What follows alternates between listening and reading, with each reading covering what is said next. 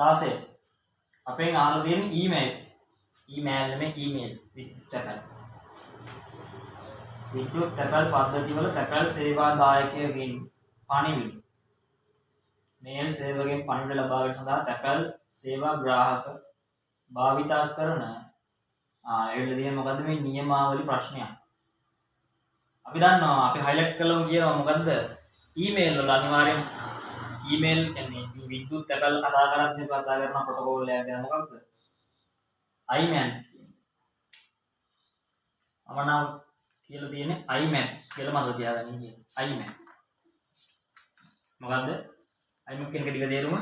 මේ තියෙන internet message access protocol කියන එක ඉන්ටර්නෙට් මැසේජ් ඇක්සස් ප්‍රොටෝකෝල් මේක පාවිච්චි කරන්නේ මොකේද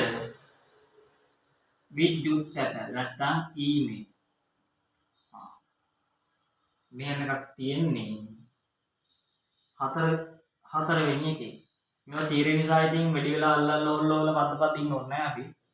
පටපට ගාලා කතා කරගෙන යන්න මොකද මේ වගේ ලොජික් එක මට දෙන්න බෑනේ තීරෙම තියෙන්නේ ලොජික් ප්‍රශ්නයක් නම් ඉතින් අපි හාමු තියලා ටිකක් හතර උත්තරේ ඉන්නේ ඉන්ටර්නෙට් මැසේජ් ඇක්සස් ප්‍රොටෝකෝල් නැත්නම් IMAN